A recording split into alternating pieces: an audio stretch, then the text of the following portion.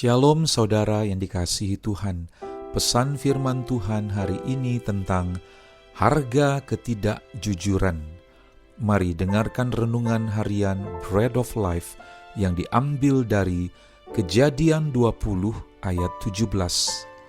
Lalu Abraham berdoa kepada Allah, dan Allah menyembuhkan Abimelekh dan istrinya dan budak-budaknya perempuan, sehingga mereka melahirkan anak.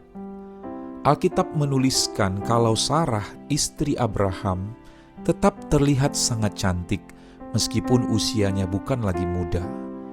Dalam perjalanannya menuju tanah perjanjian, Abraham takut akan dibunuh oleh bangsa asing, sehingga dia meminta agar Sarah mengatakan kalau mereka bukan suami istri, tetapi bersaudara. Abraham berlaku tidak jujur sebanyak 2 kali. Pertama, dia berdusta kepada Raja Mesir, yaitu Fir'aun. Dan yang kedua, kepada Raja Gerar, yaitu Abimelekh.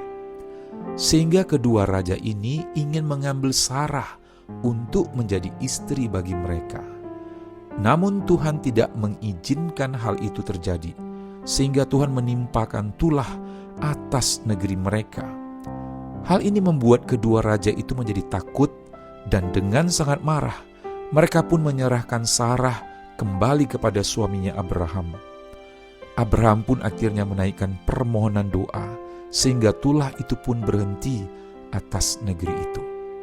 Memang ada alasan mengapa Abraham tidak jujur kepada Raja Mesir dan Raja Gerar.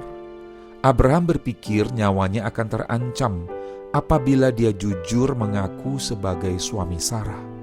Seringkali manusia terpaksa tidak jujur oleh karena memikirkan yang berlebihan, padahal apa yang dipikirkan belum tentu terjadi. Ketidakjujuran akibat dari tidak fokus kepada Tuhan. Ketidakjujuran Abraham itu bukan saja berdampak kepada Sarah, tetapi juga mengakibatkan tulah dan ancaman nyawa hampir saja terjadi atas hidup kedua raja itu. Di sini kita dapat suatu pelajaran, bahwa apabila orang pilihan Tuhan membuat sikap yang tidak jujur, maka dampaknya akan terjadi bahaya bagi dirinya dan juga bagi orang di sekitarnya. Ketidakjujuran Abraham merupakan sikap egois, ingin menyelamatkan dirinya sendiri dan mengorbankan Sarah serta rumah tangganya. Tuhan punya cara untuk menyadarkan semua orang, baik itu menyadarkan kedua raja maupun untuk menyadarkan Abraham. Dan cara yang dipakai Tuhan adalah dengan memberikan hukuman seperti tulah, penyakit. Terkadang Tuhan mengizinkan sesuatu terjadi pada orang-orang pilihannya supaya mereka sadar dan berbalik kepada Tuhan serta berdoa. Harga dari sebuah kejujuran itu memang mahal. Kadang karena kita jujur, maka kita dijauhi orang. Kadang karena kita mempunyai sikap menjaga integritas, maka ada orang yang tidak suka kepada sikap kita. Mereka mencoba untuk menjatuhkan kita, tetapi kita jangan takut dan gentar. Kita harus meyakinkan diri kita dan percaya bahwa Tuhan ada di pihak orang benar. Tuhan pasti akan datang untuk membela kita. Jika ketidakjujuran dapat mengorbankan orang lain, maka kejujuran akan membawa berkat bagi kehidupan kita, juga bagi kehidupan orang lain.